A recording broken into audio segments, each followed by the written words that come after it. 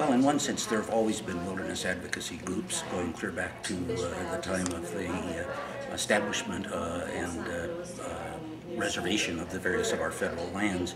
The Boone and Crockett Club and other, the Adirondack Mountain Club and others that were very active way back in the 1800s, including active in promoting the establishment of national forests, for example, and the national parks.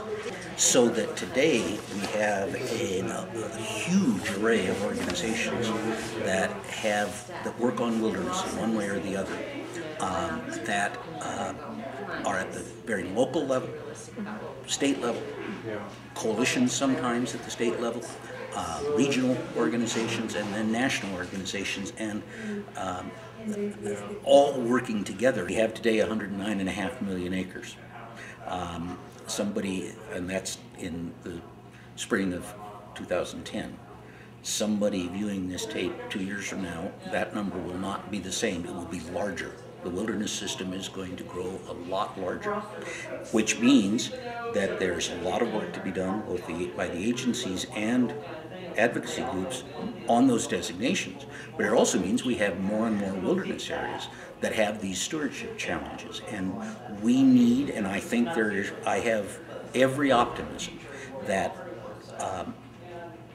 over time, the ranks and the ability of both volunteers and staff people in the wilderness groups want to grow to meet that challenge. There'll always be controversy. There'll always be, here's the agency's recommendation at one level or another in the agencies, and those are not the same. Those change all the time. To some degree, when a forest supervisor, so just to take the Forest Service, when a forest supervisor or a regional forester is signing off on a recommendation concerning what roadless lands on that forest might be wilderness, they're subject to different concerns and constraints than a group like mine would be. But we understand that, and we encourage grassroots groups in the wilderness movement to maintain very constructive, professional relationships with the agency people. And sometimes you have to agree to disagree. In working for the cause of wilderness, we, one, need to encourage them toward the vision that we might have, but two, we need to understand what their problems are. It's all very well if all we do is show up and talk about our new wilderness proposal, but they have inadequate staff to get out on the ground and do good stewardship, cleanups and removal of exotic species. So there's hardly a wilderness group in this country that doesn't also have a service component that is working with the local land management agencies to try and help with those kind of projects where they can help field volunteers to get out and help with the agencies. And that makes for a more cohesive relationship that's not a one-way relationship either way. It's a collaboration, and that's, I think, enormously important. Because if collectively the nonprofit organizations, the private organizations, and the federal agencies cannot properly look after the wilderness, then we're not going to be fulfilling the high calling of the policy of the Wilderness Act, and it'll be much harder to expand the wilderness system into the many places that, as an advocate, I believe, deserve, merit, and need the protection, the strongest protection we have, the gold standard of protection, the Wilderness Act, the strongest form of protection for the wildest portion of our federal lands. The one thing I can say with absolute confidence, not just because I'm an advocate or I want to believe it, but because not only polling that we do, and my organization commissions polls quite frequently to find in various states to see what public attitudes about wilderness are, but the most elaborate polling about wilderness is done by the research arm of the U.S. Forest Service, and they've been doing it for years.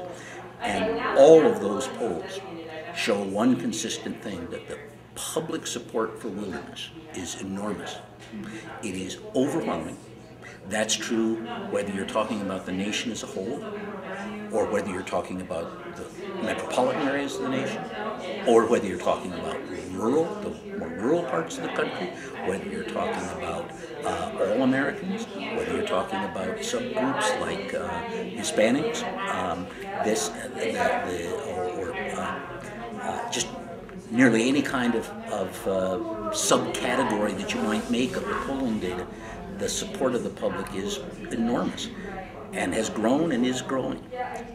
But I measure that by a whole different kind of poll, and it's the poll that every single member of the House of Representatives faces every 2 years, and 1/3 of the Senate faces every 2 years, and that is re-election or election to Congress. And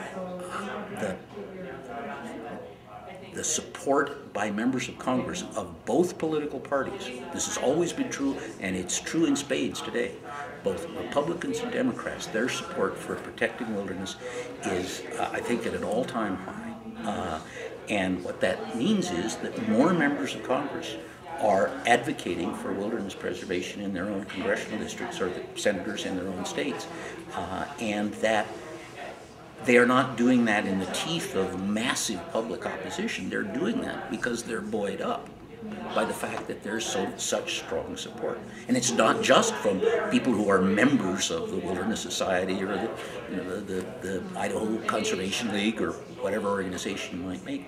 We're talking about the general public. Now, they may not be as active. They may not, but ask the question. Do you want to see a good, big, generous chunk of the public lands of this country preserved for the benefit of your children and your grandchildren? American people get it.